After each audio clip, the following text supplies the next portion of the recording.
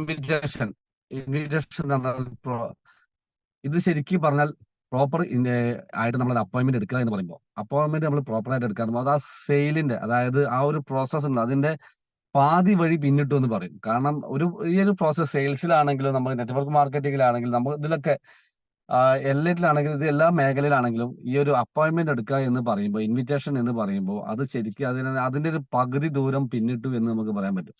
കാരണം ശരിക്കും അതാണ് ഇതിന്റെ പ്രോസസ്സിന്റെ കാരണം ഇത് കറക്റ്റ് ആയിട്ട് ചെയ്ത് കഴിഞ്ഞിട്ടുണ്ടെങ്കിൽ തീർച്ചയായിട്ടും ഏതൊരാൾക്കും ഈ നെറ്റ്വർക്ക് മാർക്കറ്റിംഗ് മേഖലയിൽ വിജയിക്കാൻ സാധിക്കുന്നുണ്ടാവും എന്നുള്ളതാണ്. അതുകൊണ്ട് തന്നെയാണ് പറഞ്ഞത് ഇൻവിറ്റേഷൻ എന്ന് പറഞ്ഞാൽ ശരിക്കും നമ്മൾ എപ്പോഴും നമ്മൾ പ്രാക്ടീസ് ചെയ്ത് കൊണ്ടുവരുന്ന ഒരു കാര്യമാണ്. അപ്പോൾ നമ്മൾ പലപ്പോഴും പറയുന്ന ഒരു വാക്കാണ് ഇത്. വാക്ക് പല സ്ഥലത്ത് നമ്മൾ കേട്ടിട്ടുണ്ട്. First impression is the best impression. എന്തുകൊണ്ടാണ് അത് പറയാൻ കാരണം? First impression is the best impression എന്ന് പറയാൻ കാരണം പലപ്പോഴും നമുക്കറിയാം നമ്മൾ ഒരാളെ ഇൻവൈറ്റ് ചെയ്യുന്ന സമയത്ത് ഒരാളെ നമ്മൾ ഇൻവൈറ്റ് ചെയ്യുന്നു. ആ ആള് പിന്നെ ഒരു ഫസ്റ്റ് ശ്രമം നമ്മൾ പാളി പോയിട്ടുണ്ടെങ്കിൽ, അതായത് ആദ്യത്തെ ശ്രമത്തിൽ നമ്മൾ പരാജയപ്പെട്ടിട്ടുണ്ടെങ്കിൽ പിന്നെ അദ്ദേഹം നമ്മളെ ഫോൺ കണ്ടാൽ പോലും കോള് കണ്ടാൽ പോലും എടുക്കാൻ പറ്റാത്ത ഒരു അവസ്ഥ വരും.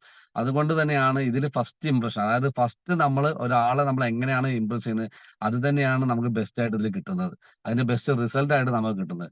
അപ്പൊ first impression is A best impression എന്നുള്ളത് ശരിക്കും അത് ആപ്റ്റ് ആയിട്ട് വരുന്നത്, നിങ്ങൾ ഈ നെറ്റ്വർക്ക് മാർക്കറ്റിംഗിൽ ആപ്റ്റ് ആയിട്ട് വരുന്നത് ശരിക്കും ഈ ഒരു കാര്യം ചെയ്യുമ്പോഴാണ്, ഇൻവിറ്റേഷനിലാണ് ശരിക്കും ഇത് വരുന്നത്. കാരണം അവിടെ ശരിക്കും നിങ്ങൾ സ്റ്റാർട്ടിങ്ങിൽ നമ്മൾ അയാളെ കറക്റ്റ് ആയിട്ടാണ് ഇൻവൈറ്റ് ചെയ്യണമെങ്കിൽ തീർച്ചയായിട്ടും അദ്ദേഹം നമുക്കൊരു ക്രൗണൊക്കെ ആയിട്ട് മാറുന്നുണ്ടാവും. നേരെ മറിച്ച് നമ്മൾ ആ ഒരു ഇംപ്രഷൻ നമ്മൾ തെറ്റിക്കഴിഞ്ഞിട്ടുണ്ടെങ്കിൽ നമ്മളെ കൂടെ ക്രൗൺ ആവേണ്ട വ്യക്തി ചിലപ്പോൾ നമ്മുടെ കൂടെ വരാതെ വേറെ ഏതെങ്കിലും ടീമിൽ, അതായത് ഫസ്റ്റ് ഇംപ്രഷൻ ബെസ്റ്റ് ആയിട്ട് കൊടുക്കുന്ന ഏതെങ്കിലും ഒരാളുടെ കൂടെ ജോയിൻ ചെയ്ത് അവിടെ ക്രൗൺ ആയിട്ട് നിൽക്കുന്ന ഒരു അവസ്ഥ നമ്മൾ കാണേണ്ടി വരും. അപ്പോൾ എപ്പോഴും നമ്മൾ ഫസ്റ്റ് ഇംപ്രഷൻസ് ബെസ്റ്റ് ആക്കാൻ നമ്മൾ ശ്രമിക്കുക എന്നുള്ളതിനാണ് നമ്മൾ ചെയ്യേണ്ട കാര്യം. അല്ലെങ്കിൽ കാര്യങ്ങളിലേക്കാണ് നമ്മൾ കടക്കുന്നത്. ഇൻവിറ്റേഷൻ ഈസ് ആൻ ആർട്ട്, അതായത് ഒരു കലയാണ്. കല എന്ന് പറഞ്ഞാൽ നമുക്കറിയാം, ഇത് സ്വായത്തമാക്കിയിട്ടുള്ള നമ്മൾ പഠിച്ചുണ്ടാക്കിയിട്ടുള്ള ഒരു കാര്യമാണ് കല എന്ന് പറയുന്നത്. അതുകൊണ്ട് തന്നെയാണ് ഈ ഇൻവിറ്റേഷൻ എന്ന് പറഞ്ഞാൽ നമ്മൾ ശരിക്കും പഠിച്ച് ഉണ്ടാക്കേണ്ട ഒരു കാര്യമാണ്. ഇപ്പോ നമുക്കിപ്പോ നമ്മളെ വീട്ടിൽ കല്യാണം നടത്തുകയാണെങ്കിൽ നമുക്കറിയാം അതിന്റെ മോസ്റ്റ് ഇമ്പോർട്ടന്റ് ഉള്ള ഭാഗം എന്ന് പറഞ്ഞാൽ അത് ക്ഷണം തന്നെയാണ്, ഇൻവിറ്റേഷൻ തന്നെയാണ്. ആ ഇൻവിറ്റേഷൻ കറക്റ്റ് ആയിട്ട് നമ്മൾ ചെയ്യുന്നില്ല എങ്കിൽ ഒരിക്കലും നമ്മുടെ വീട്ടിലേക്ക് ആളുകൾ വരാനുള്ള ചാൻസ് കുറവാണ്. നിങ്ങളൊന്ന് ആലോചിച്ച് നോക്കും, നിങ്ങളൊരു വീട്ടിൽ പോയിട്ട് കത്തിട്ടു, ഒരു ഇൻവിറ്റേഷൻ ലെറ്റർ അവിടെ ഇട്ട് പോരുകയാണ്, ഒന്നും പറയാതെ ഇട്ട് പോരുകയാണെന്നുണ്ടെങ്കിൽ ആരെങ്കിലും നമ്മളെ വീട്ടിലേക്ക് വരും? ഇല്ല. ഇതേപോലെ നമ്മളെ ഇൻവിറ്റേഷൻ എന്ന് പറഞ്ഞാൽ ശരിക്കും ഒരു കല തന്നെയാണ്. ഇത് ഹാഫാണ്, ഒരു ബിസിനസിന്റെ പകുതി വരെ നീളുന്ന ഒരു പ്രോസസ്സാണ്. അപ്പൊ അതുകൊണ്ട് തന്നെ ഈ ഭാഗം നമ്മൾ കറക്റ്റ് ചെയ്ത് കഴിഞ്ഞിട്ടുണ്ടെങ്കിൽ ഇതിൽ വളരെയധികം സക്സസ്ഫുൾ ആവാൻ നമുക്ക് സാധിക്കും. പക്ഷെ ഇതിന്റെ ഒരു പ്രത്യേകത എന്താണെന്ന് വെച്ചിട്ടുണ്ടെങ്കിൽ ഇതൊരു സ്കില്ലാണ് എന്നുള്ളത്. എന്താണ് സ്കില്ല്? സ്കില്ല് എന്ന് പറയുമ്പോൾ നമുക്കറിയാം അത് നമ്മൾ പഠിച്ചുണ്ടാക്കി എടുക്കാൻ പറ്റുന്ന ഒരു കാര്യമാണ്. ഇപ്പൊ നമുക്കറിയാം ചിത്രം വരയ്ക്കുക എന്ന് പറയുന്ന ഒരു സ്കില്ലാണ്. അതുപോലെ തന്നെ പല കാര്യങ്ങളും പാടുക എന്നുള്ള സ്കില്ലുണ്ട്. ഇതൊക്കെ നമുക്ക് പഠിച്ചുണ്ടാക്കാൻ പറ്റുന്ന. അപ്പൊ അതുപോലെ തന്നെ ഇൻവിറ്റേഷൻ എന്ന് പറയുന്നത് ഒരു ബാലി കയറാൻ മലയല്ല, പക്ഷെ നമുക്ക് പഠിച്ചുണ്ടാക്കാൻ പറ്റുന്ന ഒരു സ്കില്ല് തന്നെയാണ്. ഇത് നമ്മൾ ശ്രമിച്ചു കഴിഞ്ഞാൽ ഏതൊരാൾക്കും സാധിക്കാൻ പറ്റുന്ന ഒരു കാര്യം തന്നെയാണ് ഈ ഇൻവിറ്റേഷൻ എന്ന് പറയുന്നത്. അപ്പൊ ഇത് ശരിക്കും നമ്മൾ എന്ത് ചെയ്യണം? നമ്മളൊന്ന് പഠിക്കണം. ഇതെന്താണ് എന്നുള്ളത് നമ്മൾ എങ്ങനെയാണെന്ന് പഠിക്കണം.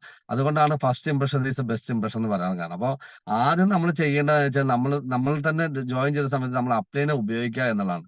അപ്ലൈന്റെ സഹായം നമ്മൾ തേടുക, ഇൻവിറ്റേഷന് വേണ്ടി അപ്ലൈൻ എങ്ങനെ ഒരാളെ ഇൻവൈറ്റ് ചെയ്യുന്നു എന്നുള്ളത് നമ്മൾ ജസ്റ്റ് ഒന്ന് കേട്ട് പഠിക്കുക. അത് പഠിച്ചു കഴിഞ്ഞിട്ടുണ്ടെങ്കിൽ നമുക്ക് ഈസിയായി ചെയ്യാൻ പറ്റും. അപ്പൊ ആദ്യം ഫസ്റ്റ് തന്നെ നമ്മൾ ജോയിൻ ചെയ്ത ഉടനെ തന്നെ നമ്മൾ ഞാൻ മെസ്സേജ് ചെയ്യുന്നുണ്ടെന്ന് പറഞ്ഞിട്ട് ഞാൻ ആളുകളെ വിളിക്കല്ല വേണ്ടത്. ആദ്യം നിങ്ങളിതൊന്ന് പഠിക്കാൻ തയ്യാറാവും. കാരണം നമുക്കറിയാം ഈ ബിസിനസ്സിൽ നമ്മൾ പഠിക്കുന്ന വ്യക്തികൾക്കാണ് തീർച്ചയായിട്ടും ഇതിൽ വിജയിക്കാൻ സാധിക്കുന്നുണ്ടാവുക. അപ്പൊ കൂടുതൽ പഠിക്കുന്നവർക്ക് കൂടുതൽ വിജയം നേടാൻ സാധിക്കുന്നുണ്ടാവും. അപ്പൊ അത് അത് എന്തിനാണ് പഠിക്കുന്നത് വെച്ചാൽ ഇതിൽ സ്കില്ല് ഡെവലപ്പ് ചെയ്യാനാണ്. കാരണം ഇതിൽ ഒരു പ്രധാനപ്പെട്ട സ്കില്ലാണ് ഇൻവിറ്റേഷൻ എന്നുള്ളത്. അത് കറക്റ്റ് ആയിട്ട് ചെയ്ത് കഴിയണം. ആ ഒരു ഇൻവിറ്റേഷന്റെ സ്കില്ല് നമ്മൾ വളർത്തിയെടുക്കണം. വേണ്ടേ? തീർച്ചയായിട്ടും വേണം. അത് വളർത്തിയെടുത്താൽ മാത്രമേ നമുക്ക് എന്ത് ചെയ്യാൻ പറ്റുള്ളൂ, അടുത്ത ഘട്ടത്തിലേക്ക് നമുക്ക് മൂവ് ചെയ്യാൻ പറ്റുള്ളൂ. നിങ്ങൾ 100, 200, 300 ആളുകളുടെ ലിസ്റ്റ് ഉണ്ടാക്കി വെച്ചിട്ട് ഇൻവിറ്റേഷൻ ചെയ്യാൻ നിങ്ങൾക്ക് അറിയില്ലെങ്കിൽ ഈ ലിസ്റ്റ് കൊണ്ട് എന്താണ് ഉപകാരമുള്ളത്? ഒരു കാര്യമില്ല. അപ്പൊ ആ ഇൻവിറ്റേഷൻ നമുക്ക് കറക്റ്റ് ആയിട്ട് പഠിക്കുക. അത് പഠിച്ചാലുണ്ടല്ലോ ശരിക്കും നമുക്ക് ഏതൊരാളെ ഇൻവൈറ്റ് ചെയ്യാനും നമുക്ക് സാധിക്കുന്നുണ്ടാവും. അപ്പൊ ഈ ഇൻവിറ്റേഷനിൽ നമ്മൾ ശ്രദ്ധിക്കേണ്ട ഒരു കാര്യം എന്താണെന്ന് വെച്ചിട്ടുണ്ടെങ്കിൽ ഡു നോട്ട് ഹേർട്ട് ഈഗോ എന്ന് പറയാം. അതായത് മറ്റുള്ളവരുടെ ഈഗോയെ നമ്മൾ ഒരു കാരണവശാലും ഹേർട്ട് ചെയ്യുന്ന രീതിയിൽ നമ്മൾ എന്ത് ചെയ്യാൻ പാടില്ല, നമ്മൾ സംസാരിക്കാൻ പാടില്ല. ഇത് വളരെ വളരെ വളരെ വളരെ വളരെ ഇമ്പോർട്ടന്റ് ആണ്. കാരണം ഈ ഒരു സംഭവം ഇത്തരത്തിൽ കാര്യം ചെയ്യുമ്പോഴാണ് പലപ്പോഴും നമ്മുടെ കൂടെ വരേണ്ട ആളുകൾ പല ടീമുകളിലും പോയിട്ട് ജോയിൻ ചെയ്യുന്ന ഒരു അവസ്ഥ നമുക്ക് കണ്ടുവരുന്നത്. കാരണം അവർക്ക് ഇഷ്ടപ്പെടാത്ത ഒരു കാര്യം നമ്മൾ സംസാരിക്കുന്നത് കൊണ്ടാണ്, അവരുടെ ഈഗോയെ നമ്മൾ ഹേർട്ട് ചെയ്യുന്നതുകൊണ്ടാണ് പല ആൾക്കാരും പറയാണ് ഞാൻ അന്ന് വിളിച്ചപ്പോ ഫോൺ എടുത്തിട്ടുണ്ടെന്ന് ഇപ്പൊ വിളിച്ചിട്ട് ഫോൺ എടുക്കുന്നില്ല. കാരണം അത് എന്തുകൊണ്ടാ വെച്ചാൽ നിങ്ങൾ അറിയാതെയോ അറിഞ്ഞുകൊണ്ടോ അറിയാതെയോ നിങ്ങൾ അവരുടെ ഈഗോയെ ഹേർട്ട് ചെയ്തിട്ടുണ്ട്. അതാണ് ഇനി പറയാൻ പോകുന്നത്. ഇത് നിങ്ങൾ ഈ പറയുന്ന കാര്യങ്ങൾ നിങ്ങൾ ശരിക്കും മനസ്സിലാക്കി വെക്കുകയാണെങ്കിൽ നിങ്ങൾക്ക് ആരെ വേണമെങ്കിലും നിങ്ങൾക്ക് ഇൻവൈറ്റ് ചെയ്യാൻ സാധിക്കുന്നുണ്ടാവും. ഈ പറയുന്ന ഇനി പറയാൻ പോകുന്ന കാര്യം. അപ്പൊ ശരിക്കും നിങ്ങൾ മനസ്സിലാക്കുക എന്താണ് എന്നുള്ളത്. അപ്പൊ എന്താണ് ഈഗോ എന്നുള്ളത്? ഈഗോ എന്ന് പറഞ്ഞാൽ എന്തൊക്കെ തരത്തിലുള്ള ഈഗോ ഉണ്ട് എന്നുള്ളത്. ഫസ്റ്റ് നമ്മൾ പറയാൻ പോകുന്നത് പാരന്റൽ ഈഗോ സ്റ്റേറ്റ് എന്ന് പറയും. പാരന്റൽ ഈഗോ സ്റ്റേറ്റ് എന്ന് പറഞ്ഞെങ്കിൽ ഇത് പ്രായമായ ആളുകൾക്ക് അല്ല ഉണ്ടാവുന്നതല്ല. പ്രായമായ ആളുകൾക്ക് തീർച്ചയായിട്ടും ഉണ്ടാവും പാരന്റൽ ഈഗോ എന്നുള്ളത്. കാരണം ഇപ്പൊ നമുക്കറിയാം പ്രായമായുള്ള ആളുകൾ അവർ പറഞ്ഞത് നമ്മൾ കേട്ടിട്ടില്ലാണെങ്കിൽ അവർക്ക് ഭയങ്കര ദേഷ്യവും സങ്കടമൊക്കെ അവർക്ക് വരും. കാരണം ഇതൊരു അവരെ ഈഗോ നമ്മൾ മുറിപ്പെടുത്തണം. കാരണം അവരുടെ വാക്കിന് നമ്മൾ വില കൊടുക്കാതിരിക്കുന്ന സമയത്ത് അവരുടെ ഈഗോയെ നമ്മൾ മുറിപ്പെടുത്തുക. അപ്പൊ ഇത്തരത്തിലുള്ള ആളുകൾ നമ്മുടെ ലിസ്റ്റിൽ ഉണ്ടാവും. ഞാൻ പറയുന്ന ഈ 3 രീതിയിലുള്ള സ്റ്റേറ്റ്മെന്റുകൾ ഞാൻ പറയുന്നുണ്ട്. ആ 3 രീതിയിലുള്ള സ്റ്റേറ്റ്മെന്റിലെ ആളുകളായിരിക്കും നിങ്ങളുടെ ലിസ്റ്റിൽ ഉണ്ടാവുക. അപ്പൊ ഫസ്റ്റ് സ്റ്റേറ്റ്മെന്റ് എന്ന് പറയുന്നത് പാരന്റൽ ഈഗോ സ്റ്റേറ്റ്മെന്റ് ആണ്. ഇത്തരത്തിലുള്ള ആളുകളെ നമ്മൾ നോക്കുകയാണെങ്കിൽ ഇവർക്ക് അത്യാവശ്യം എല്ലാ കാര്യങ്ങൾക്കും അറിവുണ്ട് എന്ന് ധരിക്കുന്ന ആളുകളാവും. അതായത് എല്ലാറ്റിനും അവർ ഉപദേശകരായിട്ട് നിൽക്കുന്ന ആളുകളാവും. മറ്റുള്ള ആളുകൾക്ക് കാര്യങ്ങളൊക്കെ പറഞ്ഞു കൊടുക്കുന്ന ആളുകളായിരിക്കും ഉപദേശകരായിട്ട് ആളുകൾ. അപ്പൊ ഇവരെ നമ്മൾ എങ്ങനെ കൈകാര്യം ചെയ്യണം എന്ന് ആദ്യം പഠിക്കാം. ആദ്യം നമ്മൾ ഈ പാരന്റൽ ഈഗോ സ്റ്റേറ്റിൽ ആളുകളെ വിളിക്കുന്ന സമയത്ത് അവരെ നമ്മൾ എങ്ങനെ കൈകാര്യം ചെയ്യണം എന്നുള്ളത് നമുക്കൊരു ധാരണ നമുക്കുണ്ടെങ്കിൽ ഈസി ആയിട്ട് നമുക്ക് ഇവരെ എന്ത് ചെയ്യാൻ പറ്റും, നമുക്ക് ട്രാക്കിലേക്ക് കൊണ്ടുവരാൻ സാധിക്കുന്നുണ്ടാവും. അപ്പൊ എങ്ങനെയാണ് പാരന്റൽ ഈഗോ സ്റ്റേറ്റുള്ള ആളുകളെ നമുക്ക് ഇൻവൈറ്റ് ചെയ്യാൻ സാധിക്കുക? കാരണം ഇതില് ശ്രദ്ധിക്കേണ്ട ഒരു കാര്യം എന്താ വെച്ചിട്ടുണ്ടെങ്കിൽ നമ്മളൊരു ചൈൽഡായി മാറണം. അതായത് പാരന്റിന് എപ്പോഴും ഒരു ചൈൽഡിനോടായിരിക്കും. അതായത് നമുക്കറിയാം പ്രായമായുള്ള ആളുകൾക്ക് ഏറ്റവും അവർ ഇഷ്ടപ്പെടുന്നത് കുട്ടികളെയൊക്കെ ഇഷ്ടപ്പെടാം.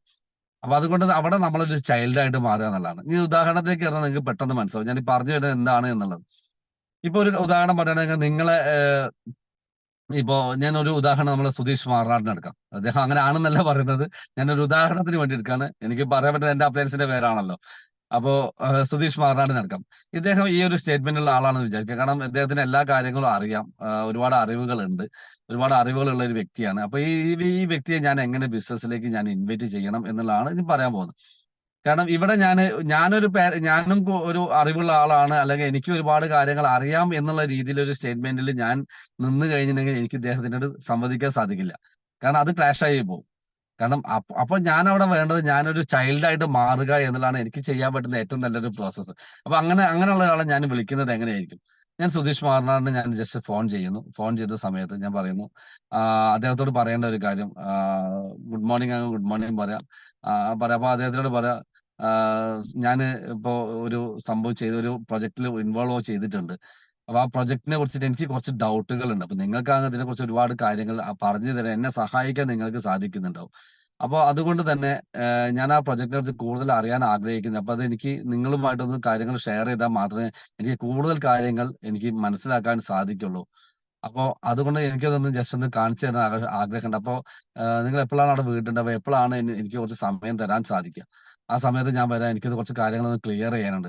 അപ്പൊ അദ്ദേഹം ഒന്നും ഇങ്ങോട്ട് ചോദിക്കില്ല. എന്താണ് ഏതാണെന്നൊന്നും ചോദിക്കില്ല. കാരണം എന്താ? അദ്ദേഹത്തിന്റെ ഈഗോയെ നമ്മൾ ഹേർട്ട് ചെയ്തില്ല. അദ്ദേഹത്തിന്റെ ഈഗോയെ നമ്മളൊന്ന് ലിഫ്റ്റ് ചെയ്ത് വെക്കുകയും ചെയ്തു. ഒന്ന് പൊക്കി വെക്കുകയാണ് ചെയ്തത്. കാരണം അദ്ദേഹത്തിന് നമ്മളൊരു വാല്യൂ നമ്മൾ കൊടുത്തു. സുധീഷ് മാറനാട് എന്ന വ്യക്തിക്ക് ഞാനൊരു വാല്യൂ കൊടുത്തു. ആ വാല്യൂ കൊടുത്തത് കൊണ്ട് അദ്ദേഹം നെക്സ്റ്റ് മറുപടി ഞാൻ ഇന്ന സമയത്ത് വീട്ടിൽ ഇന്ന സമയത്ത് വരൂ എന്നായിരിക്കും പറയാം. പ്രത്യേകിച്ച് അത് മാത്രമല്ല, ഞാൻ ആ സമയത്ത് കണ്ടിട്ടില്ലെങ്കിൽ എന്നെ വിളിക്കാനുള്ള സാധ്യത കൂടി കൂടുതലാണ്. കാരണം അദ്ദേഹത്തെ ഞാൻ ലിഫ്റ്റ് ചെയ്ത് വെച്ചത്. നേരെ മറിച്ച് ആ വ്യക്തിയെ ഞാൻ നിങ്ങൾ എപ്പോഴാണ് വീട്ടുണ്ടാവുക, എനിക്കൊരു കാര്യം നിങ്ങളോട് ഷെയർ ചെയ്യാനുണ്ട് എന്ന രീതിയിൽ ഞാൻ സംസാരിച്ചു വെച്ചിട്ടുണ്ടെങ്കിൽ അദ്ദേഹം എടുത്തെടുക്ക് പറയും, എനിക്കിപ്പോ ഒഴിവില്ല, ഞാൻ കുറച്ച് ബിസിയാണെന്ന് പറയും.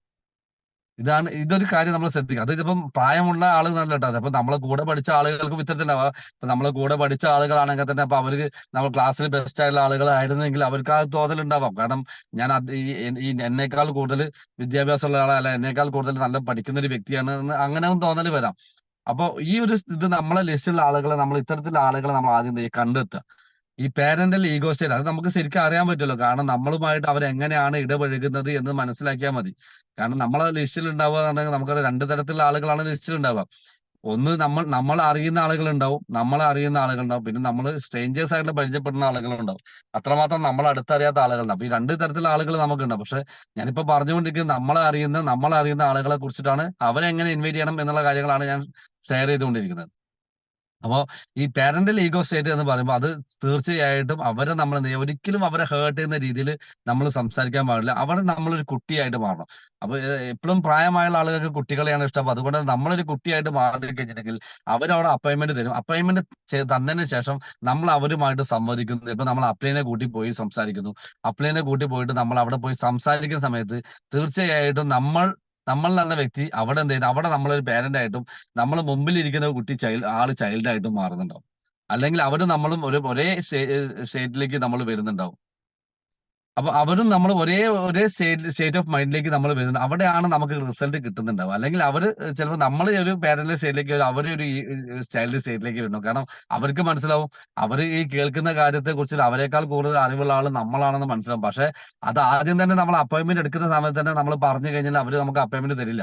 എനിക്ക് നിങ്ങളോട് ഒരു കാര്യം പറയാനുണ്ട്, ചിലപ്പോൾ നിങ്ങൾക്ക് ആ കാര്യത്തെ കുറിച്ച് അറിവുണ്ടാവില്ല, പക്ഷെ ഞാൻ നിങ്ങൾക്ക് കുറെ കാര്യങ്ങൾ പറഞ്ഞ് മനസ്സിലാക്കി തരാം എന്നൊക്കെ പറഞ്ഞിട്ടാണ് നമ്മളെ അപ്പോയിന്റ്മെന്റ് എടുക്കുന്നുണ്ടെങ്കിൽ ഒരിക്കലും അവർ നമുക്ക് അപ്പോയിന്റ്മെന്റ് തരില്ല. കാരണം അവരുടെ ഈഗോയെ നമ്മൾ വ്രണപ്പെടുത്തുകയാണ് ചെയ്യുന്നത്. അപ്പൊ ഒരിക്കലും അവരെ നമ്മൾ ഹേർട്ട് ചെയ്യാത്ത രീതിയിൽ വേണം നമ്മൾ അപ്പോയിന്റ്മെന്റ് എടുക്കാനായിട്ട്. അപ്പൊ ഈ ഒരു ഈഗോ സ്റ്റേറ്റിലുള്ള ആളുകൾ നമ്മൾ കണ്ടെത്തുക. പാരന്റൽ ഈഗോ സ്റ്റേറ്റ് എന്ന് പറയും. ഇത് നമ്മൾ കണ്ടെത്തുക. നിങ്ങൾ അങ്ങനെ സ്ക്രീൻഷോട്ട് എടുത്ത് വെച്ചോളൂ, നിങ്ങൾക്ക് എപ്പോഴും ഓർമ്മിച്ച് വെക്കാൻ നല്ലതാണ്. അപ്പൊ ഈ ഒരു സ്റ്റേറ്റിലുള്ള ഈ മൈൻഡുള്ള ആളുകൾ നമ്മൾ ഫസ്റ്റ് നമ്മൾ കണ്ടെത്തേണ്ട ഇത്തരത്തിലുള്ള ആളുകളെയാണ്. അവരെ നമുക്ക് ഇവരെ ശരിക്കും നമ്മൾ ഗൈഡ് ചെയ്ത് കൊണ്ടുവന്നതാണ്. ഈ ബിസിനസ്സിൽ ശരിക്കും അവരെ ഗൈഡ് അവരായിരിക്കും നമ്മളെ ക്രൗണുകൾ. ടൗണോ യൂസിഡി ഡിയൂസിഡി ഒക്കെ ആയിട്ട് അവർ മാറും. കാരണം കറക്റ്റ് ആയിട്ട് അവർക്ക് ആ ഒരു ഈഗോ ആണ് അവരുടെ പ്രശ്നം. അത് കറക്റ്റ് ആയിട്ട് നമ്മൾ ആ ഈഗോയെ നമ്മൾ ഹേർട്ട് ചെയ്യാത്ത രീതിയിൽ അവരെ കൊണ്ടുവന്നാൽ അവർ ശരിക്കും നമുക്ക് നല്ലൊരു മുതൽക്കൂട്ടായിട്ട് മാറുന്നുണ്ടാവും. ദെൻ രണ്ടാമത്തെ പറഞ്ഞാൽ അഡൽട്ട് ഈഗോ സ്റ്റേറ്റ് എന്ന് പറയും. എന്താണ് adult ego state? Adult ego state എന്ന് പറയുമ്പോൾ ഒരു പിന്നെന്താ ഒരു ശരിക്കൊരു എടാ പോടാ ബന്ധം എന്ന് പറയില്ല, അത്തരത്തിലുള്ളൊരു ഇതുള്ള ആളുകളാണ്. വളരെ ക്ലോസ് ആയിട്ടുള്ള ആളുകളായിരിക്കും. അത്തരത്തിലുള്ള ആളുകളോട് നമ്മൾ ഈ രണ്ട് ഇപ്പൊ ഞാൻ നേരത്തെ പറഞ്ഞ ഒരു ഇതുണ്ടല്ലോ, കാരണം ആ ഒരു തരത്തിലുള്ള അപ്രോച്ച് അവിടെ വിലപ്പോവില്ല. അവിടെ വിലപ്പോവാത്ത കാരണം എന്തുകൊണ്ടെന്ന് വെച്ചിട്ടുണ്ടെങ്കിൽ ഇപ്പൊ നമ്മൾ പറയുകയാണ്, ഇപ്പൊ എന്റെ ഒരു ക്ലോസ് ഫ്രണ്ടാണ്, ഞാൻ പലപ്പോഴും വളരെ ക്ലോസ് ആയിട്ട് സംസാരിക്കുക, എന്റെ എല്ലാ കാര്യങ്ങളും അറിയുന്ന ഒരു വ്യക്തിയാണ്. അപ്പോൾ ഞാൻ എപ്പോഴും ദിവസേന നാം സംസാരിച്ചുകൊണ്ടിരിക്കുന്ന വ്യക്തിയാണ്. അപ്പൊ ഞാൻ ആ വ്യക്തിയോട് പറയാണ്, പിന്നെ ഇന്നലെയും കൂടി അല്ലെങ്കിൽ ഇന്നലെ രാത്രി കൂടി ഞാൻ സംസാരിച്ചു, ഇന്ന് രാവിലെ ഞാൻ വിളിച്ചിട്ട് പറയാണ്, ഞാനൊരു പ്രൊജക്ട് സ്റ്റാർട്ട് ചെയ്തിട്ടുണ്ട്, ആ പ്രൊജക്ടിനെ കുറിച്ചിട്ട് നിനക്ക് എന്നേക്കാൾ കൂടുതൽ അറിവ് ചിലപ്പോൾ നിനക്ക് ഉണ്ടാവും. അപ്പൊ ഞാൻ അതിന് നിന്നോട് ഞാൻ സംസാരിക്കാൻ വേണ്ടിയിട്ടാണ്. അപ്പൊ ആള് തിരിച്ച് ഒന്ന് പോടേന്ന് പറയും. അത് നമ്മളോട് ആ ലെവലിലായിരിക്കും സംസാരിക്കേണ്ടത്.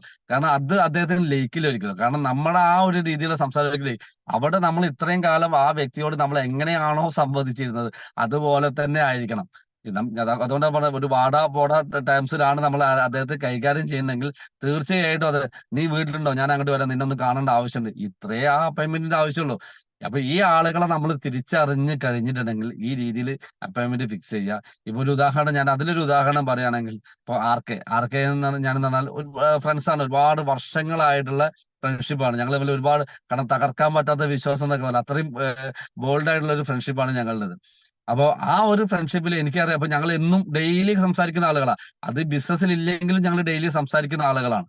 അപ്പൊ അതുകൊണ്ട് തന്നെ എനിക്ക് ആ വ്യക്തിയോട് അങ്ങനെ സംസാരിക്കേണ്ട ആവശ്യമില്ല. അപ്പൊ അതുകൊണ്ട് തന്നെ ഞാൻ അദ്ദേഹത്തെ ബിസിനസ്സിലേക്ക് ജോയിൻ ചെയ്യിച്ചതും, ഞാൻ രാത്രി 9:30 ഞാൻ പ്ലാൻ കേൾക്കുന്നു, എന്റെ വീട്ടിൽ നിന്ന് സുധീഷ് മാറാടും ശ്രീദാസ്ജിയും എന്റെ വീട്ടിൽ നിന്ന് പിരിഞ്ഞു പോകുന്നത് 11 മണിക്കാണ്. ആ 11 മണിക്ക് പിരിഞ്ഞു പോകുന്ന സമയത്ത് ഞാൻ ആർക്കോട് പറഞ്ഞു, ഞാൻ ഫോൺ ചെയ്തിട്ടുള്ള 2 വ്യക്തികൾ അങ്ങോട്ട് വരുന്നുണ്ട്, അവരൊരു ജോയിനിങ് ഫോം തരുമല്ലോ, ഒപ്പിടണം. കഴിഞ്ഞു. അദ്ദേഹം എന്ത് ചെയ്തു, ഇവര് ചെന്നു, അദ്ദേഹം ഒപ്പിട്ട് കൊടുത്തു. പ്ലാൻ കേട്ടോ, ഇല്ല. എന്താന്ന് ചോദിച്ചോ, ഇല്ല. അത് അത്രേ ഉള്ളൂ. കാരണം നമ്മുടെ അത്രയും ക്ലോസ് ആയിട്ടുള്ള ആളുകളായത് കൊണ്ട്, അത്രയും ഒരു വാടാ പോടാ ടൈംസ് ആയതുകൊണ്ട് ഇത്രയും നമുക്ക് പണിയുള്ളൂ.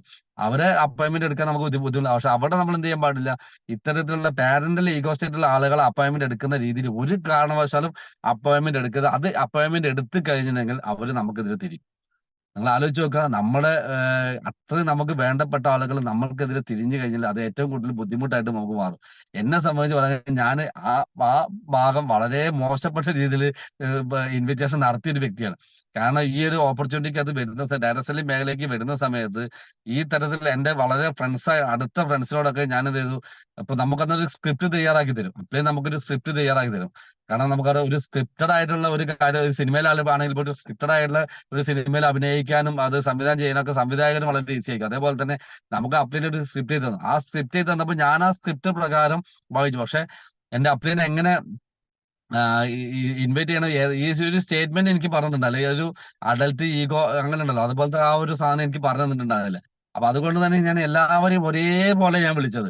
അപ്പൊ എന്റെ വളരെ അടുത്ത് ഇന്നലെ വരെ ഫ്രണ്ട് കണ്ട ഫ്രണ്ട്സിന് വരെ ഞാൻ വിളിച്ചു. ഹലോ, ഇപ്പോ എന്റെ ഒരു ഫ്രണ്ടാണ് ഷാജി എന്നാണ് ഞങ്ങളുടെ പേര്. ഹലോ ഷാജി അല്ലേ? ഞാൻ പിന്നെ ഒരു പുതിയൊരു പ്രൊജക്ട് സ്റ്റാർട്ട് ചെയ്തിട്ടുണ്ട്. അപ്പൊ ആ പുതിയ പ്രൊജക്ടിനെ കുറിച്ച് ഞാൻ ഒന്ന് സംസാരിക്കാൻ വേണ്ടിയിട്ടാണ്. അപ്പൊ ആൾ എന്റെ അടുത്ത് എഗൻസ്റ്റ് ആയി. ആള് എഗൻസ്റ്റ് ആയത് മാത്രമല്ല, ആള് എഗൻസ്റ്റ് ആയി, എന്റെ കുറെ ഫ്രണ്ട്സ് ആളെ എഗൻസ്റ്റ് ആക്കി.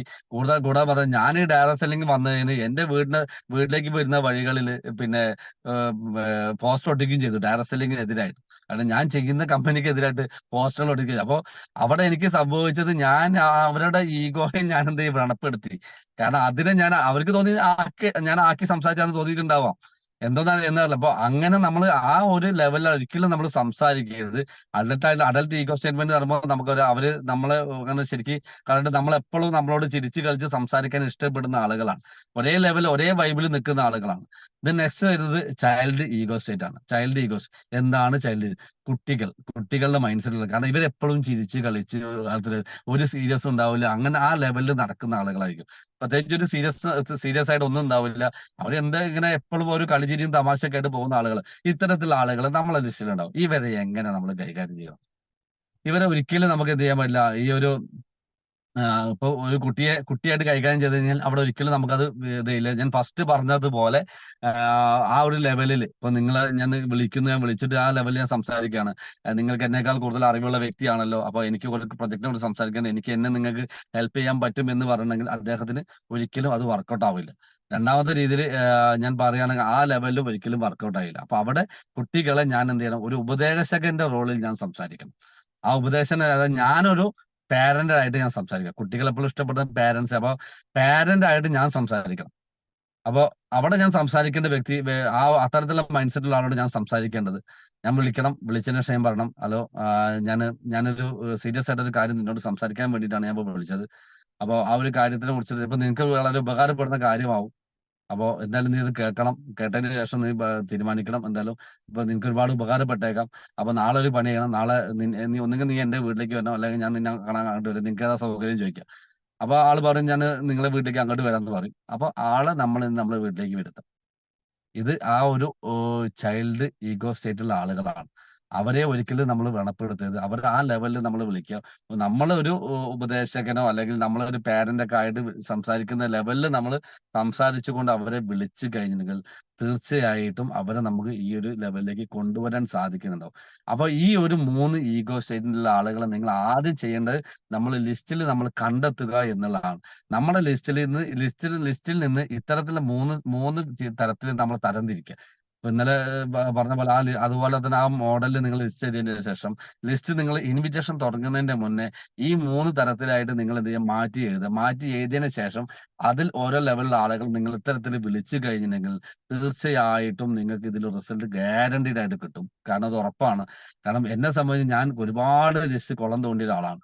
പക്ഷെ ഈ ഒരു കാര്യം മനസ്സിലാക്കിയതിന് ശേഷമാണ് എനിക്ക് റിസൾട്ടുകൾ തുരുതുരാ വരാൻ തുടങ്ങിയത്. കാരണം ഒരാളെ ഹേർട്ട് ചെയ്യാത്ത രീതിയിൽ സംസാരിക്കുക. കാരണം ഒരാളെ എങ്ങനെ ഹേർട്ട് ചെയ്ത് സംസാരിക്കുക എന്നുള്ളതിൽ PGയും ഡബിൾ PG ഒക്കെ എടുത്തുള്ള ഒരു വ്യക്തിയാണ് ഞാൻ. കാരണം അത്രമാത്രം എന്റെ അടുത്ത് ഒരാൾ ആദ്യം സംസാരിച്ചു കഴിഞ്ഞിട്ടുണ്ടെങ്കിൽ പിന്നെ അയാൾ എന്റെ അടുത്ത് സംസാരിക്കാൻ പറ്റില്ല. കാരണം അവിടെ ഞാനാണ് വലിയവൻ, എനിക്ക് കുറെ അറിവുണ്ട് എന്നുള്ള രീതിയിൽ ഞാൻ ആളോട് സംസാരിക്കും. അതവിടെ കൊളാപ്സ് ആയിട്ട് പോകും.